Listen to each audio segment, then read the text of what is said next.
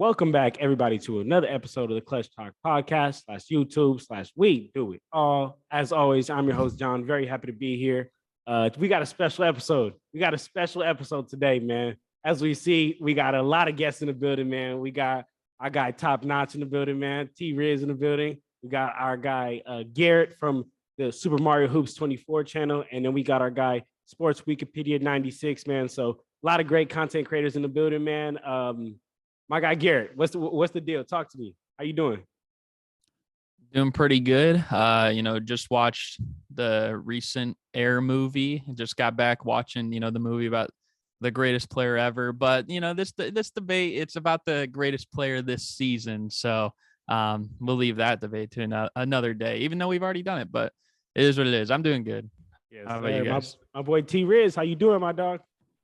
Bro, I just got out of work, bro. You know what I'm saying? I'm trying to kill this spider right now. My fault. but listen, I'm doing good, bro. I just got my head done. I'm feeling like the man. I'm you know what I'm saying? I'm cute as hell right now. About to toast up, shaking my head in Sports Week, Wiki 96 up real quick. Dude has Giannis winning MVP, bro. Let's be honest, bro. It's done.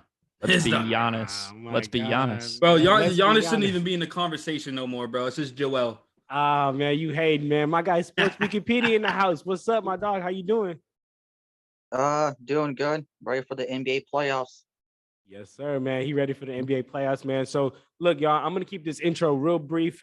We got NBA MVP roundtable discussion for the family. I'm just gonna set out a little format. The way we're gonna do this is I'm gonna think of number 1 through 30. Each of my guys here are gonna pick a number. Whoever get closest to the number that I thought, they can go first. They'll have 4 minutes at max to give your case why your player is MVP, and then we'll all go. And once after we've all gone, I'll get whoever went first a chance to rebuttal against any points that we're throwing out, and we can just open up the floor for some roundtable discussion.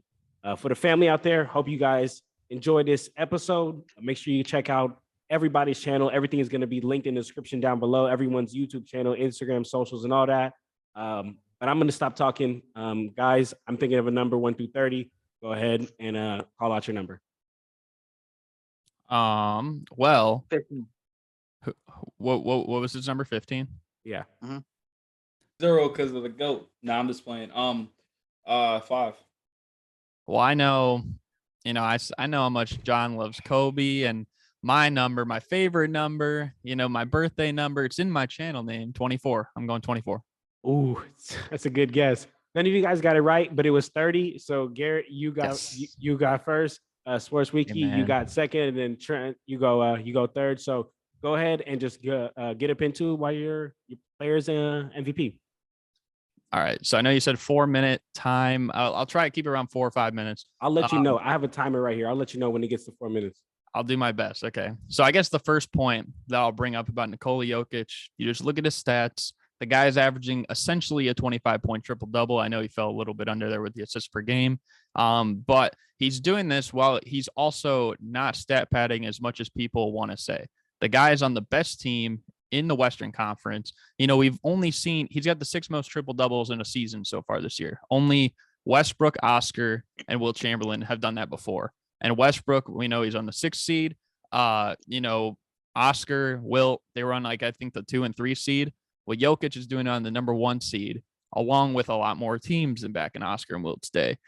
So I think that's kind of the biggest thing. And if he was stat padding, he'd still be above 10 assists per game right now. I don't think he cares about that. He simply cares about winning, but it's just like second nature to him. I will also say he leads the league in PER. He leads the league in true shooting percentage. He leads the league in win shares, in box plus minus, in VORP rating. And I know everyone hears this. They're like, oh, it's just nerd talk. You're bringing up all these analytics. But this really does tell us, I think, the full story about how many wins he's contributing to his team on average, his overall efficiency, how much the team outplays their opponent when he's on the court as opposed to when he's off the court, and just how efficient his team is on a possession-to-possession basis too. And he's done that better than anybody this year, and he's done it at a superstar volume too. So, and I was checking as well, the only 25 plus point per game scorers to ever lead the league in true shooting percentage are Oscar Robertson and Stephen Curry. And you think of Steph, he's one of the most efficient players ever. Oscar, of course, was really efficient in his time, but nobody's ever done it while shooting 70% or higher true shooting. Like, that's also the 4th most efficient season ever. And the only guys above him are Rudy Gobert, Tyson Chandler, and Mitchell Robinson. And I'm sure all of us realize that those guys are kind of like more around the rim players. They don't really have a 3-level scoring ability like Jokic. They're not relied upon to be an offensive threat like Jokic is. So I think that's an also big point. I think another thing is he's had more balanced injuries around him this year. I know last year Jamal missed the whole year. MPJ missed most of the year.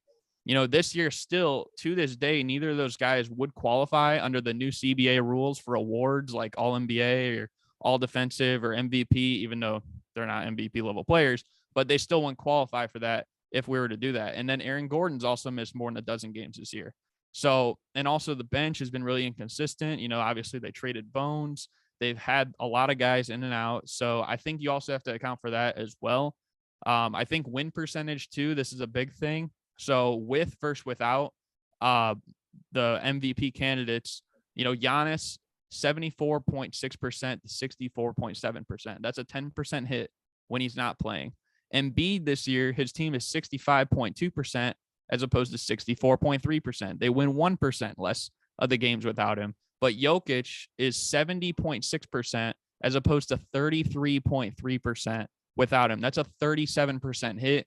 All these guys have missed more than a dozen games. And actually, to add to this, Jokic has missed the least amount of games of all these guys. So just the team takes almost 4 times the hit when Jokic is in versus out, as opposed to Giannis, and almost more than 30 times the hit when Jokic compared to Embiid in that case. 20 seconds.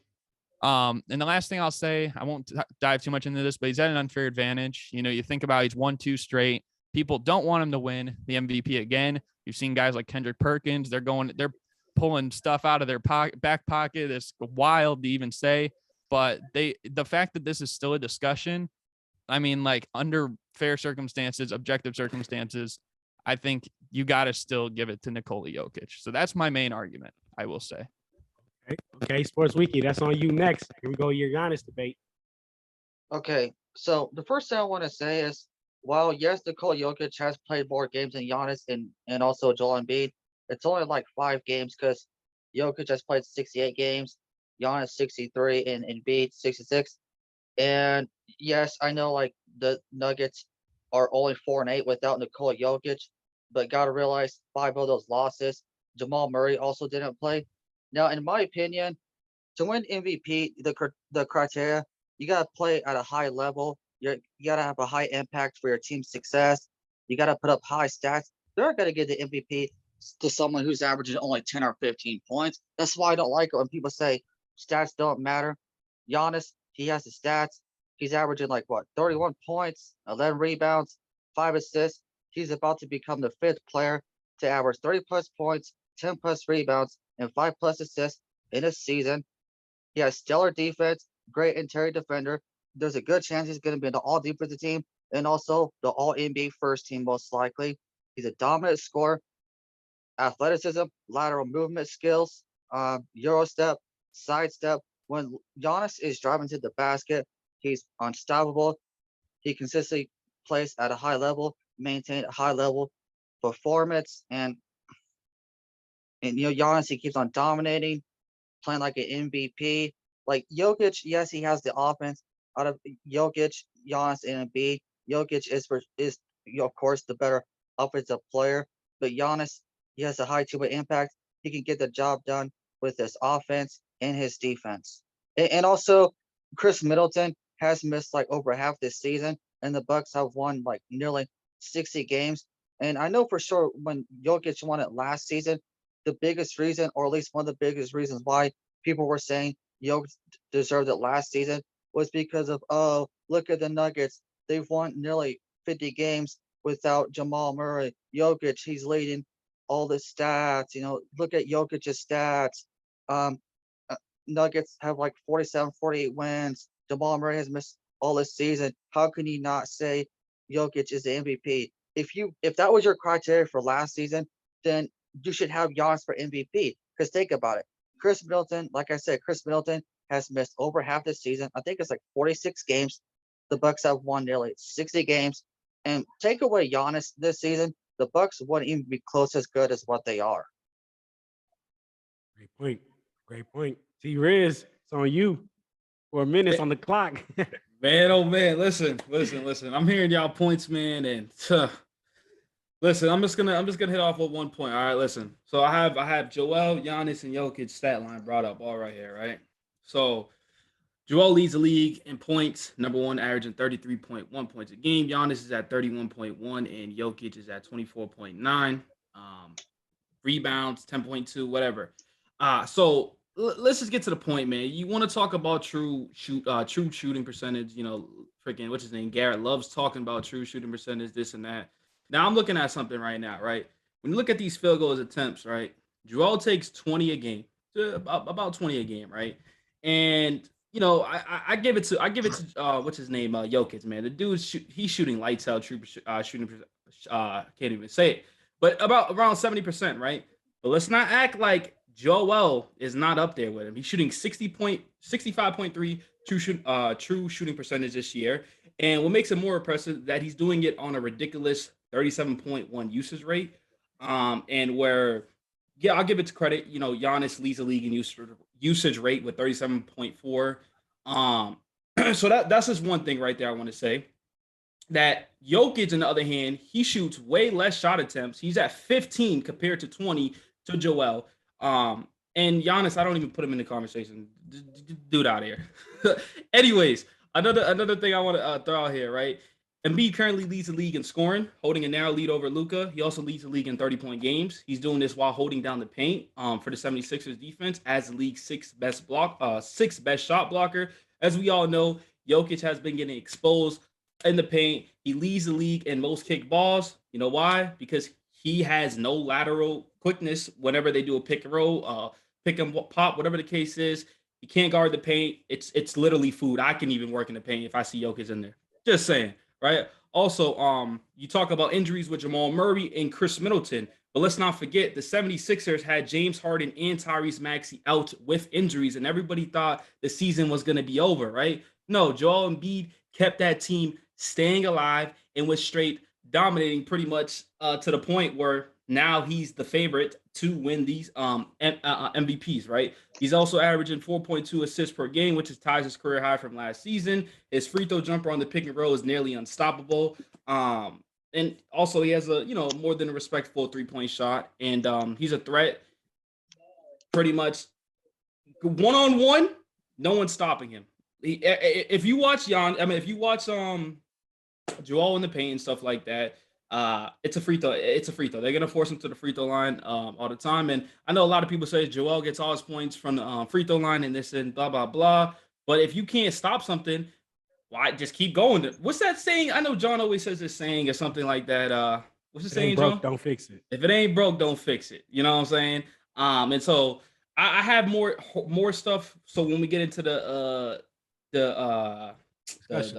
Yep. But I just wanted to say with the injuries, 76ers stayed alive during that. They stayed afloat. They were 8-6 in November with their two best players being out of James Harden and Tyrese Maxey. Joel stayed in the conversation, stayed as a top 3 seed in the Eastern Conference. His shooting percentage is damn near Jokic with taking more shot attempts. Also, this year, y'all want to talk about games, and Joel Embiid has this thing of 20 seconds. He misses games a lot, majority of the time, right? Well, this year, you talk about Jokic having more games played, but like my boy Wiki said, bro, it's not even as bad. It's 66-63, and I'm gonna save my other points for later on. But those are just kind of like the main points I kind of want to get at. Okay, I like it. All right, well, great points from everyone coming out here for the first debate. Garrett, since you got the closest to the number, you do have the first chance to go ahead and open up the discussion floor. So whether you want to come at Trent for something he said, or you want to come at Wiki for something that he said, the floor is yours. And then following my guys, you guys can go ahead and jump right in after. Okay, so the first thing I'll say, this is kind of, I guess, something both of you guys alluded to, like with the sustained level of play throughout the year. And I think, you can't deny that Jokic has also had that as well. But what I will say is that there's also been like pretty decent stretches where Giannis has missed time. And of course, his team has really stepped up, especially Drew Holiday. I would argue this might be the best year of his career, one could argue. But I will say, though, like, I think there's so much bias going on over the past like week or week and a half against Jokic just because like he missed a few games from injury, even though he hasn't missed as many games as anyone else here. Like I said, I know it's closer, but still. But he's also sustained a high level because like the Sixers, for example, like they were a 500 team is back in December, right? Whereas ever since then, the Nuggets have been the first seed, and it like really hasn't moved. So like they've held the first seed for basically 4 months. Like that's a third of a year. So I don't know. I think you got to give him credit there. I know you guys are criticized his defense, and I'm not going to sit here and argue that he's like an Embiid level defender or a Giannis level defender. But I mean, there are some things defensively that he does have a good representation of. I'm not even going to say it's on their level, but I mean, rebounding and boxing out, it is a part of defense. I think also his hand-eye coordination is really impressive. We see that on the offensive end. It's just that his mobility, isn't quite on par with those guys. I would argue, you could maybe argue that it's closer to Embiid's than Embiid's is to Giannis, like in terms of mobility, just because Embiid's such a big guy as well. But I don't know. I won't sit here and get too much into that. But I think also like defensively, like he's not someone who's necessarily like afraid of certain things because he still leads in a lot of the advanced analytics defensively too.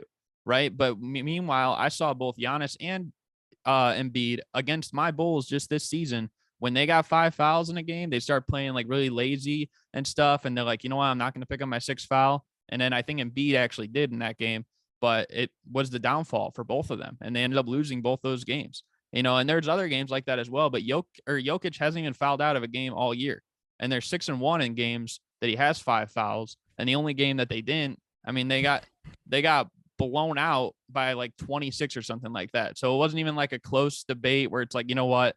I'm going to like play off more and I'm not really going to foul because this is a close one. No, it wasn't even like a close, decisive game. But the other ones were more so. So that's almost like 6-0 in games like that. It's not really hurting your team like it has in those instances. But I mean, I know you mentioned Embiid's assists per game, about 4 a game. I think he's improved as a playmaker recently. But I mean, come on, he's not Jokic. And I think, Giannis has definitely improved recently, but he's also not Jokic on that level either. And then in terms of 3-point shooting, I just don't think either of these guys really compare. I mean, Jokic has a bigger lead on Embiid for 3-point percentage just as much as his true shooting percentage. Like that's a pretty vast difference right there because it's not like in the 60s, 70s range, but it's more like in the 30s range. And then Giannis, of course, has not ever really been a great 3-point shooter. But I think also like you mentioned, I think you mentioned like Trent, his true shooting percentage is like 65% and stuff like that. And that's right there. That is pretty high. But I will say, I just checked as you were talking, the last 10 years, he still went to lead the league in true shooting percentage any of those years. Meanwhile, Jokic, he's putting up the second highest of any of those stretches, only to Gobert last year, I believe. Like that's pretty absurd if you ask me. And then I will say, I know Sports Wikipedia said about like, players aren't going to win MVP if they're averaging like, maybe 10 to 15 points. And I realize all these guys are averaging like 25 or more basically. But I will say like there have been a lot of times where players have won MVPs and, like Steve Nash or like Wes Unseld or like Bob Cousy or like Bill Walton. And we've seen it where it's like their impact goes bigger than just them as a scorer. And I get it that, Embiid is a higher volume scorer and stuff. And so is Giannis than Jokic. But I think there's more to that, like with their all around talent as well. And some of those guys that I mentioned weren't even really great defender. Like Steve Nash by no means was considered a great defender. I wouldn't say really Bob Cousy was that much either. Like maybe, I guess you could argue that more, but I don't know. I just think personally that Jokic gets too much hate like on the defensive end just because like you see him and he's like this big white guy. I mean, I guess like, I mean, he is. He's just like this big, like heavy white guy. And it's like, oh, he's slow and stuff like that. But I don't know. I just think that he deserves more credit. on that end because he has a lot of intangibles. It's just his mobility. And I think you could also, again, point out that Embiid's mobility, just because of his size, isn't, I'm not saying it's as bad as Jokic, but it's definitely not great. I will give Giannis that edge though. But I think a lot of the other categories, I don't think really Giannis stacks up with Jokic. So that's, I guess, what I'll start off with for like my rebuttal. Man, Gary, you got me mad. I Go got you ahead, mad. Why T-Riz. is that? I saw you mad, T-Riz. Bro, because he said, Jokic never fouls all the game. Well, let's be honest. The reason why he don't foul the game because he don't play no damn defense. The dude's a stick. Like seriously, bro. But anyways, I don't mean. I think it's Sports Week Wikipedia time, or I can go or whatnot. Yeah, you guys. Yeah, now it's just a round table. Oh, you guys Okay. can just go. Whatever you guys got to say, go ahead and go. Okay, I want so to say something. let me Go just ahead. say this real quick, and I'll let you talk sports, right? So, you brought up a point of the 3-point percentages from Joel and stuff like that, right? So Joel shoots 34% from the three, and Jokic shoots 39% from the three, right? And I brought this up in the Russell Westbrook debate.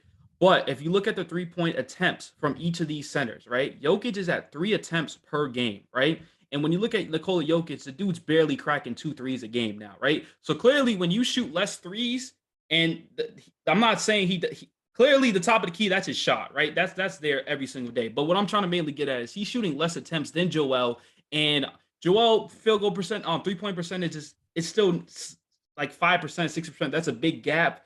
But the fact that Joel's close to shooting close to 4 and a night from a 7-footer, and same thing for Jokic, but it's nowhere near each other. I don't know if that kind of makes sense to y'all. Where he's shooting less attempts and Joel is shooting more attempts, and so obviously when you shoot more attempts, your percentage is going to go down in a sense, right? So that's that. I just want to talk about a little bit about that. I'll let Sports Wikipedia go with what he was going to say, but I think something I want to say about that after. Please. Okay, so this is towards Super Mario SMH 24. Now, I get it, Nikola Jokic combined his, scoring ability, playmaking, passing ability. This season's damn impressive. He has a high 2 shooting percentage. But I would argue Giannis's gap for his defense is bigger, for comparing Nikola Jokic's defense than what Jokic's offensive gap is to compare to Giannis's, offensive impact. And it's not really so much, I'm not saying Jokic is a liability on defense. It's more so how good Giannis is on, I'm talking about on defense, because I don't think Jokic, of course, is a liability on defense. But come on, like Giannis is definitely a better defensive player than Nikola Jokic. And yes, Jokic is a better offensive player than Giannis. But like I said, I think Giannis's defensive gap is bigger than Nikola Jokic's offensive gap. Can I? Okay, go ahead. Sorry. I want to say one more thing. And yes, I think both Giannis and Jokic have been equally consistent, maintaining a high level of performance consistently about the same amount of time, percentage of the games they played. But I think this season, Giannis has reached a higher ceiling. Like this season, when Giannis was at his very best, he was more dominant and better than Nikola Jokic. Now I might not get back to what Trent was saying. The smoke is coming, baby. Wikipedia. No, what I was gonna say is, so first of all, I never said that, by any means, I never said Jokic was above Giannis defensively or anything like that. I think that actually I kind of gave Giannis even more props than Embiid. Even though I think defensive plus minus for most of the year was actually favoring Embiid. But what I will say though is just a general question is, if Jokic's defense was so bad, and if it was so detrimental to the team, just in terms of his impact, then why does he have the highest box plus minus of anyone in the league? If they're still outplaying their opponents more so when he's on the floor, when he's in the game, when he's playing, than any other player in the whole association, then why are we still criticizing that? Especially when some of the defensive analytics do favor Jokic a lot, not like over these guys, but like as a solid defender at least. So I guess like why is it like we're still holding it against him defensively if the team is still outplaying their opponent by a higher margin than any single player when he's on the floor as opposed to off it this season? You want to know the truth to that? Yeah. And that's why I'm asking. Okay. I thought you was talking to Wiki. But I'm Just just in gonna tell general. you, I'm gonna tell you this just straight up. And life isn't fair. NBA is not fair. This is I'm telling you the reality of the truth is, right? Mhm. When they see Nikola Jokic winning back-to-back years, right? He Mhm. won back-to-back MVPs and has nothing to show for it. They don't they all those nitpicks, like all those good stats that you throw out there that he's leading in everything. I'm telling you the truth. This is just the truth of the matter. I know. This is just how the NBA is nowadays, right? They don't care about all that cute little stuff, right?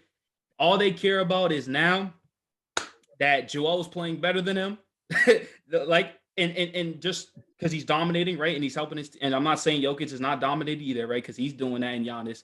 But you know how the NBA is. They've seen it win back-to-back MVPs, back-to-back years. And I want to throw a stat out there. If since early 2000s, no one won 3 MVPs back-to-back-to-back. It stops at two. Stops at 2 MVPs. You had Giannis for two back-to-back, and then you had Jokic back-to-back. So the league is about ratings and it's about views. And so if you keep giving the same MVP, and you can kind of go back in the day where LeBron James, he can literally win every MVP if you really want to go back to that, right? But they're not going to do that. They're not going to do that because you know why? They want to have people keep coming back to TV and watch. And that's just how the business works for the NBA. So I understand everything you're saying. Those little cute little stats do matter. But nowadays, when it comes to the votings and when you have Kendrick Perkins voting and stuff like that, they just see Joel out here dominating, scoring 50 plus points and 13 rebounds. That's all they see, but they don't see the other stuff. And so, I always say it's just reality. I always have talks with this about John all the time, man. Well, I just think like so that might be how they perceive it this year, just because they're tired of Jokic winning it. And that's kind of like one of my points. It just seems like the fact Yeah. that we're still discussing it to the level that we are should almost make it seem like Jokic does have a really deserving case of being MVP. Because imagine if he didn't have an MVP and he was playing like he is this year. Well, I bet a lot of people would be saying, Jokic, he's on the 1 seed, almost a triple double. We haven't seen it since Russ or something. We haven't seen it on a seed this high since like Oscar or whatever, like anything like that. Like that's what they would be arguing most likely. But and I think part of it is like the problem with who they have voting. You even mentioned like Kendrick Perkins, and I think like Stephen A. Smith and stuff like that. Like, no disrespect to them. I know it took them a while to get to where they are. And I mean, definitely have respect for how they got to where they are as well. But to a degree, a lot of these guys don't follow basketball even as much as we do. Right. So I'm just saying, like, from how I see it, I think Jokic deserves MVP because I was on the train last year. I said that Embiid deserved MVP, but it felt like they were kind of buying more into Jokic than they should have because I felt like maybe because he didn't have too many years of winning it and they still felt sympathetic for the injuries. And I think that was valid to feel that way, but I just felt like Embiid had a better year. But I don't know. I just feel like this year, like, the way Jokic is playing, he's definitely playing like an MVP. And I'm not going to hold it against him for the last 2 years that he hasn't had his supporting cast. Like, that's not necessarily on him. I don't know like how you guys might see it, but the way I see it is like that shouldn't hold value, not only just for comparing the playoffs of the years before to the regular season, because it's a regular season award, right? Like, I don't know, like that just might be me. Like, there's a lot of guys who have won back-to-back MVPs or 2 MVPs, don't have a championship, right? And Jokic right now, he's currently one of them. But I don't know, like at least after the first one, they still were willing to give him another one. Just seems weird. I want to say something. You Okay. said how MVP is a regular season award, and that Yeah. reminds me. I know like last season when Nikola Jokic won it, people were crying, complaining, saying, "Oh, it's not fair. Jokic won because he got knocked out in the first round." But the MVP, like you said, is a regular season award. So if Giannis does win MVP, which I think is going to win it, all three, Giannis, Embiid, Jokic, I want to say, are worthy for the MVP list. I don't really care who wins MVP. All three of them are worthy for the MVP award. But if Giannis does win it, it's not going to automatically make him the best player or automatically make him better than Jokic or Embiid because you got to see what he does in the playoffs. Right, but let me just say something. Right, it's not to shaking my hand. This is to just or sports wiki or anything. Stop it with that, man. I just see Come on. SMH 24. But look, So the two MVP years recently for Jokic and Giannis, right? So Giannis, he averaged 27.7 points a game, 12.5 rebounds per game, and 6 assists. That was his MVP season, right? When he won it. And then Jokic, on the other hand, was 27.1, close to 14 rebounds and eight assists per game. Joel, on the other hand, is averaging 33.1 points per game. And that's just number one in the league for this season. And I'm pretty sure I got to go back to look in the 2 seasons before, but I'm pretty sure that'll be damn near close 1 to 2. I know it'll be top 5 for sure, right? Once again. Um, Also, I do want to say, right, he's shooting 55% from the field. For a player that he takes 20 shot attempts a game. I don't think you realize how incredible that is. 20 shot attempts a game and you're shooting this efficient from the field is just absolutely credible, right?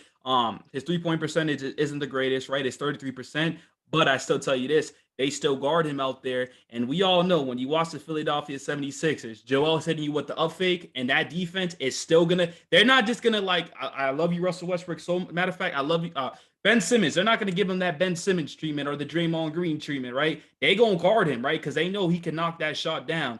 And he's pretty much unstoppable when he's in the paint. He's pretty much unstoppable in the pick and roll. We all know what he did to Jokic. Do we really got to talk about it? Literally, that was a statement game. He literally destroyed him in that. He What wanted about to the prove other game? Then when he he didn't play. He didn't play. Hey, I know. That You know why? I feel like that should be counted. Hey, but you know something? He destroyed in the game that mattered. That was early. Like, Well, why mid-year. did the other one not matter? Is what I'm asking. Because is it because he didn't want to play against Well, Nikola Jokic? He I even wouldn't- said that day. He did Yep. say that day that he was like, you know what, like I don't need to prove myself or something, because there was a quote that came out that he played well against him the last time. Well, who's to say? What if Jokic had a 30-point triple double and Embiid only dropped like 21 and 7 rebounds and had a bad game or something like that? Well, this goes back to what I said earlier. Life isn't fair, right? So we would never know. Okay, so we would never really I just know. think it should be counted. Like, Okay, if you either way, if you do count it, Joel's still in favor to win MVP. Let's not forget, Joel just dropped 52 points, 13 rebounds, 6 assists against the Celtics. And we all know the 76ers struggle against the Boston Celtics every single year. Regular season, postseason, they just can't beat them. Joel Embiid literally scored half of the team's points and beat the Boston Celtics, right? And so I think that was his big statement game. I think another statement game, like I said earlier, was him giving the work to Jokic, right?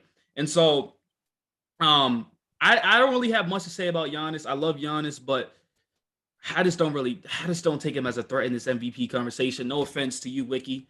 But what I do want to say, right, since December 1st in Harden's return, the Sixers boast the NBA's best win percentage at 71%, right? With that record, they are 37-15. They also have the NBA's second best net rating behind the Grizzlies, which is a 5.6. Also, when Doc came to his senses, of course, because Doc Rivers, and honestly, maybe this is a bad take, but honestly, I think if you have Doc Rivers as your head coach, and the fact that this team is still a top tier team, and Joel is still doing what he's doing, I think you just got to give them credit no matter what, because we all know Doc Rivers is a terrible coach. Let's just be honest, right?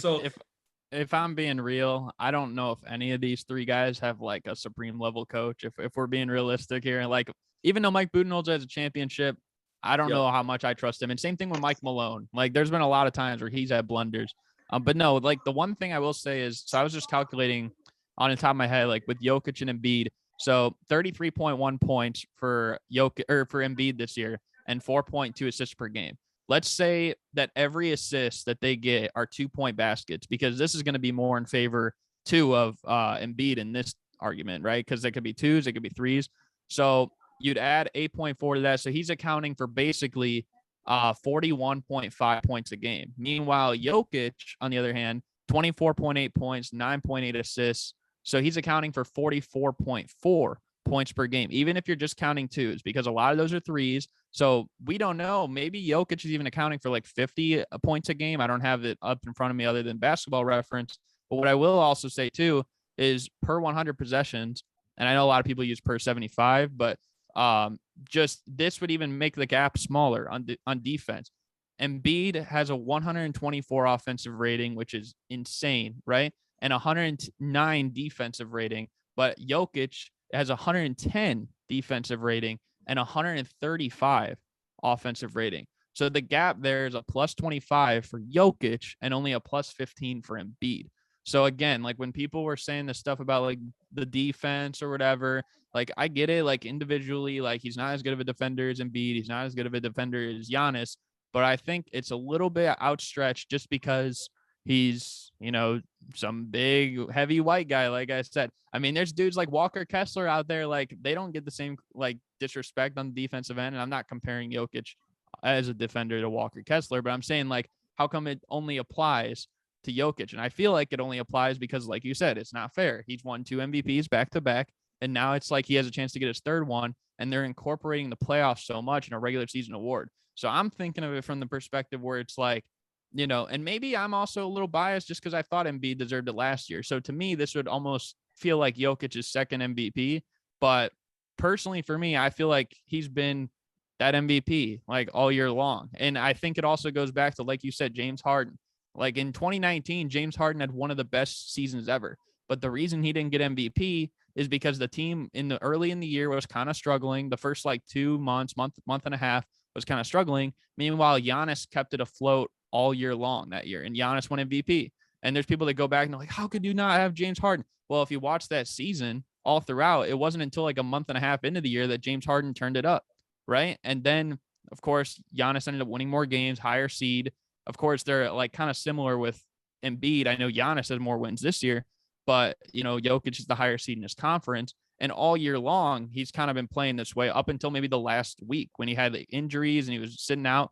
But there was a longer stretch, I think, even before the Sixers got into that mix where they came into like top 3, top 4 in the East, where maybe Embiid wasn't playing that well. And I think it's a full season award. You got to count that. I would argue over the first 2 weeks of the year that Harden was playing better than Embiid. I don't know if you guys even remember that, because Harden was playing really good, this like open the year. And we've only seen Jokic for about a week and a half now. I know the game against the Rockets wasn't great, and I know he's missed a couple, but again, still hasn't missed as many games as them. And I think that stretch right there is nowhere near as big as the stretch early in the year. And I also think earlier in the year matters most because you don't know where you're going to be. At this point in the season, the Nuggets, they basically know they're a playoff team, right? They had already like clinched. They didn't clinch the 1 seed, but they knew like, okay, we're going to make it to at least late April. Early in the year, you don't know what you're going to do, right? My Chicago Bulls were expected by many to be a playoff team. Look at where they are now, right? I'm sure they were trying more in games like that. Now tonight, they're probably not going to try against the Dallas Mavericks because they're locked in 10th. So that's kind of like what I'd say to most of that. Okay. I want to say something. Go ahead. Go ahead. All right. So I just don't see how you can say Giannis is not at least in the MVP conversation because he fits all the criteria. He has high stats, high level two-way player this season. He's been very valuable to his team. Because like I said, Chris Middleton has missed over half this season. He's missed like 46, 45 games. Take away Giannis this season, the Bucks wouldn't become close to the success they would have had. I feel like if Joel Embiid would not have played, the Sixers, good chance, probably would have had more success than the Bucks without Giannis. And I feel like especially this season, Nikola Jokic has had a just as good, maybe even a better supporting cast than Giannis. But like I said, Giannis, when he's at this season, when he's at his very best, higher ceiling. Like if I want a player this season who's going to have a high impact on both offense and defense out of Giannis, Jokic, and Embiid, I would pick Giannis. Let me say something real quick, right? You talking about the Giannis, Chris Middleton be out for the half of the season. Let's be honest with you. The Milwaukee Bucks overall have a better roster than every team in this debate, even with Chris Middleton being out. Okay, let's get that just straight. All right.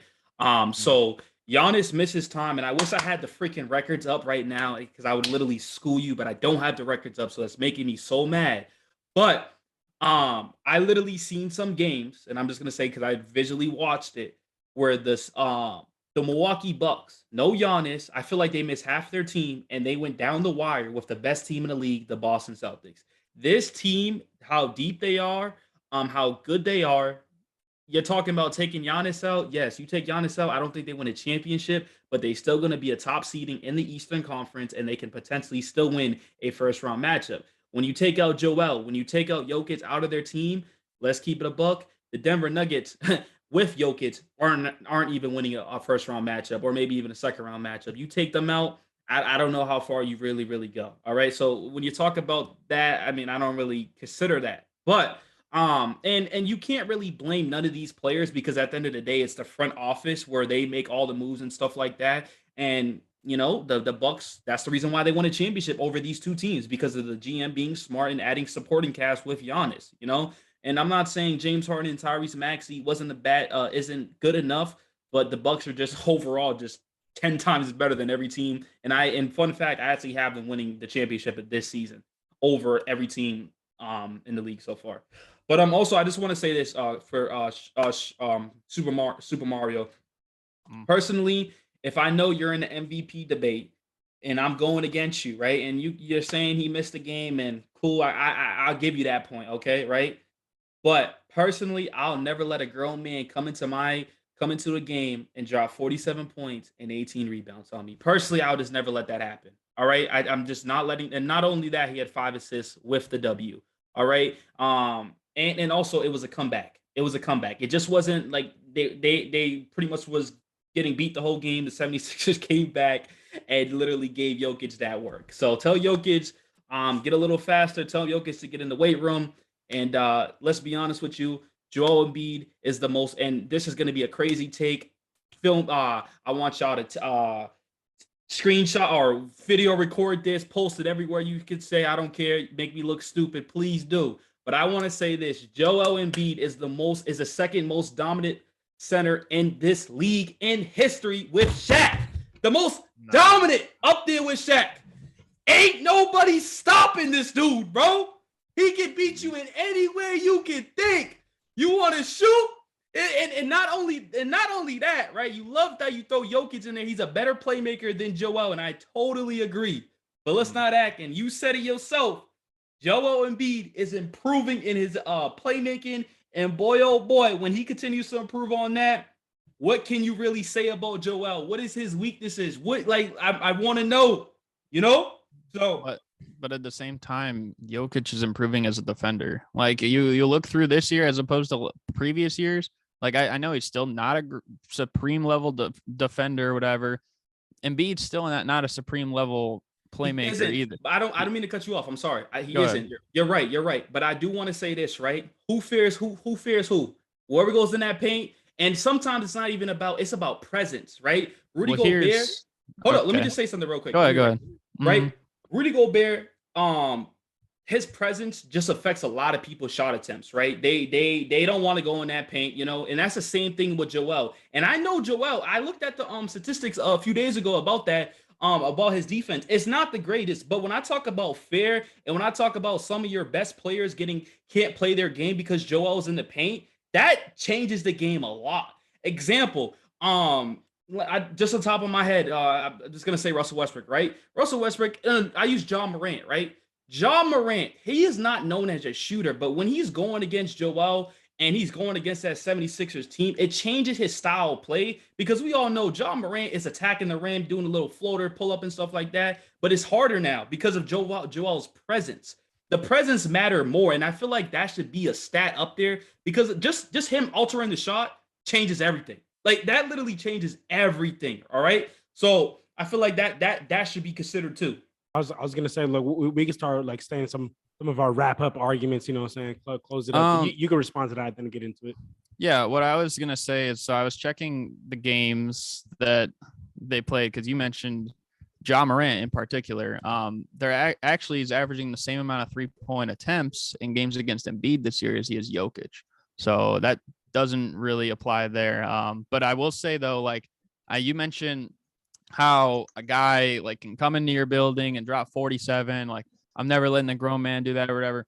But personally for me, you know, in a game where, you know, I very well could play last minute scratch off, I'm not, you know, going into the game and then ducking the guy, letting him drop 25, 17, and 12 on my boys, right? Like you can make the same argument there. And you keep mentioning this Celtics game that just happened for Embiid because he scored more than half the points. Mentioned it once. You mentioned it twice. But the point is, like, I still think like, we're talking about all these guys that are missing games and stuff. Like the Celtics didn't have Jaylen Brown that game. They didn't have Robert Williams that game either, who you could argue was their best defender last year and probably still one of their best defenders on the team right now. And he probably would have done a pretty decent job at shutting Embiid down from getting 52. He's not going to like shut him down. I think a superstar level player is going to get what they can get at their best ability. But I'm pretty confident he went to scored 52 points if Robert Williams was playing. So I don't know. I just think like overall, you look at the Nuggets. I mean, they're still right in the middle of the pack defensively, and offensively, they're right near the top. You look at 3-point percentage. Most of the year, they were up there as literally the top. They're shooting over 38%. Granted, so is Philadelphia, but Jokic is shooting higher than his team's 3-point percentage too. Philadelphia is 38.5%. They're actually leading the league right now in 3-point percentage, but Embiid's like 5% lower than that, right? So, and then you look at the Bucks, 36.5%. Giannis is like 9% lower than that. So I think like that's also another thing about his 3-level scoring and just how important it is. But I don't know. I think that you look at the Nuggets and you think like, Aaron Gordon's a solid defender too, but look at like the guys like Michael Porter Jr., the guys like Jamal Murray or whatever that are also getting big minutes on this team. And you're trying to think like, where does the rim protection come from? Where does all the defense come from? Because Aaron Gordon's great. He's a great defender. He plays sometimes in, sometimes out, but it's not like you think of them as like having a supreme level rim protector. I mean, like this isn't 2017 anymore, so DeAndre Jordan doesn't count. So like, I don't know. I just think that the fact that they're still middle of the pack defensively, his defensive rating is right on par there with Embiid's, and I didn't check Giannis's, but the point is it's like a I think I said 25-point net rating between both of them. And as I'm pulling up Giannis's right now, 107 defensive rating and 117 offensive rating. So even though his defensive rating is a little better than both those guys, his offense is not as great as both those guys in terms of overall production and efficiency. So I don't know. I think overall, Jokic is having the most insane high volume, high efficiency season we've seen arguably ever. And I think just the way that he's done it pretty much all year long too, other than the past week and a half when he's had like injuries and he I think sat out one game or something. And then he also like didn't play too great against the Rockets. But I'm sure like if we nitpick, we could probably find a game like that for everybody this year. Like I just have Giannis right up here.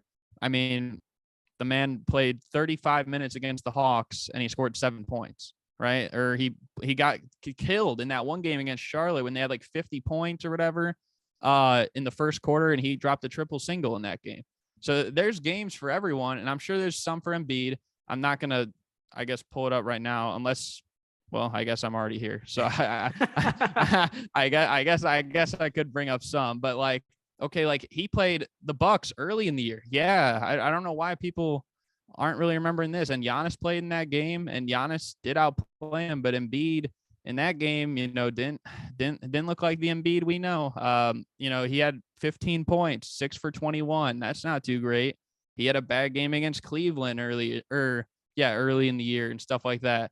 So like we can pick and choose these games or whatever against other supreme level teams, because you could look at the Cavs. I feel like you could even consider them a lot for an individual game in this argument, because like they got Jared Allen, they got Evan Mobley, they got nice rim protectors as well. And you look at the Bucks, they also have nice rim protectors. I would also agree with you that I think they have the best well put together team, but I think also what both those teams have in the Sixers and the Bucks is they have like a number 2 option that's definitely been all-star level all year long. I said Drew Holiday is arguably having the best year of his career, and James Harden didn't make the all-star team, but the way he played for a stretch of the year, he was playing like almost like prime level James Harden for about a month and a half, more so as a facilitator, but he was looking like himself. And then also like a lot of people said he should have been an all-star. How many people you think were making a campaign for Jamal Murray to be an all-star this year? Well, to be fair, Jr.? Jamal Murray, to be fair, and I'm gonna get to my closing arguments after you're done. But to be fair, Jamal Murray is coming from an injury, and let's be honest with you. Right. Thank you. You're helping my point. No, but hold on. Let me just say something real quick. Right before, and he's still playing really really good basketball. But before that injury, he was an all-star player. So like it's not the point you're trying to get at is like they have other players. But You so know, was Chris Middleton, but I wasn't counting him there though. Like I'm talking about this season, right? Like, I mean, if we can go down the list, like Jeff Green at one point averaged 17 points a game, well, and he's on the Nuggets. So are we like, but also too, but are you considering literally James Harden and Maxey was pretty much out for majority of the season? Are we considering that? Yeah, I mean, I am considering it too, but I think both those guys are also better than Jokic's next two guys. You could argue. You could argue that Tyrese Maxey has been better this year than Jamal Murray, and I think he's been at least more consistent. Jamal Murray might have a game where he shows out, and then he'll have 3 games where he's playing like a fraud. I don't know how to put it really, but that's just how it is. He's really up and down. I feel like Maxey, other than Embiid, has probably been the most consistent player like all year. All right, I'm just I gonna want to say something. just get to your final point, and I'll get to my final point. End it up. All right, so I think in this season, Embiid's 3 best teammates, I would say Harden, Tyrese Maxey, and Tobias Harris are better than Giannis's 3 best teammates this season. Because usually, I'm not gonna count Chris Middleton, who's usually Giannis's best teammate. So I would say what? Drew Holiday, Brook Lopez, and I don't know who Giannis's 3rd best teammate would it be this season, because I'm not counting Chris Middleton. And Maybe and Portis. this season, James Harden has played like 58 to 60 games around there, and Tyrese Maxey has played 66 games. 60 games. Sorry. Okay. All right. So going to this is my last thing I gotta say. Joel Embiid has averaged 28 points, 12 rebounds, and 4 assists in 22 games against the Boston Celtics in his career. So I don't want to hear no Jaylen Brown. I don't want to hear Robert Williams. Joel Embiid has literally been dominating the Celtics for what's his record against them though? Well, we're talking about individual, right? Because during those years, the Philadelphia 76ers were never always this good, to be fair, right? They were never this good. Tobias Harris was like their second option. Tyrese Maxey was James Harden was never over there. So if you want to because you're talking about the Denver Nuggets not having star players over there. Well, we could say the same thing back in the day with Joel, where it was just really Joel, and you're relying on Tobias Harris to win you games and these other players, right? They didn't have Harden. Tyrese Maxey each year is improving, but I'm not even sure he played. I'm 100% sure he wasn't playing all those games against the Celtics, and if he is, I'm wrong. But what I'm trying to get at is Joel Embiid pretty much dominated the Celtics throughout his career every single time. No, it doesn't matter if Rob Williams is there. It doesn't matter if Jaylen Brown's there, right? And even if Jaylen Brown and Robert Williams are still there, the Boston Celtics are still one of the best teams in the league. So they're still very, very competitive, even without their best players not even playing. And to be fair, Robert Williams hasn't even really played much this year. He's injury prone. So I don't even really consider that dude. He will impact a little bit, but let's be honest, he's been out half of the year. All right. I think Sports Wikipedia can back me up on Robert Williams being that he's a I want to say Celtics fan. something. Go ahead. Yo, can I just get my rebuttal? God damn, bro. I want to say something. Let's get a closing argument from everyone then here. I want to Yeah, say something. let me just finish what I had to say, and then y'all can talk. I already feel like y'all said what y'all had to say. I'll just finish the mine. Go finish it Well, up, T, and then Sports Wikipedia. Go ahead. Listen, all I'm saying is, and I think it's a proven fact, Joel has dominated the Celtics throughout his career.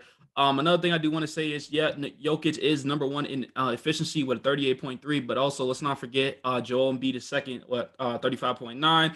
Embiid is 7th in blocks. Jokic is not even in top 50. Joel is also 6th in turnovers, which it seems bad, but when you look at Giannis and Jokic, they're ahead of him. Jokic is in 4, and Giannis is in where's Giannis at?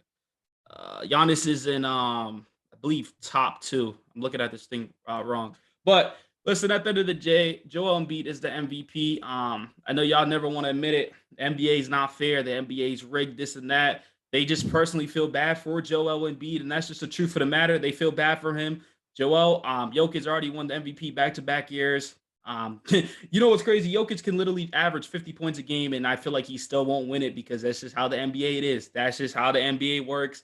All these funky stats and this and that. It's cool to talk about on shows and debates. But when you watch those First Take shows, I don't hear none of them talk about true shoot percentage or efficiency, like maybe a little bit, but you get what I'm trying to get at. So life ain't fair. Basketball isn't fair. Stats back it up for shows like this. But when you go into the big boys, like, these bums that don't know what they're talking about and Shannon, they're okay. But those are the people that are voting, right? Now, if they had people like us voting, maybe this will be still a different story, right? Maybe. But Joel's the best player, most dominant player since Shaq as a center. I want to say something. I don't know why you're bringing up Embiid's career stats towards the Celtics. I didn't realize this was a career MVP award. This is just one season MVP award. So why bring up Embiid's stats against the Celtics for his career? And Giannis this season has owned Joel Embiid. Joel Embiid against Giannis in the Bucks doesn't score as good, and he's not as efficient. He's barely shooting over 40% against Giannis in the Milwaukee Bucks. Giannis against Embiid this season in the 4 games has put up better numbers, averaging nearly 30 points, 10 or 11 rebounds, and like 4 or 5 assists on over 50 field goal percentage. So Giannis this season has owned Joel Embiid. Garrett, closing That's it. arguments.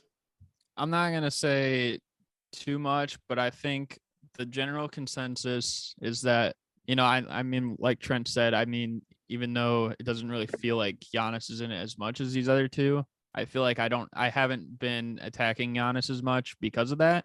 So I feel confident that Jokic will finish above him.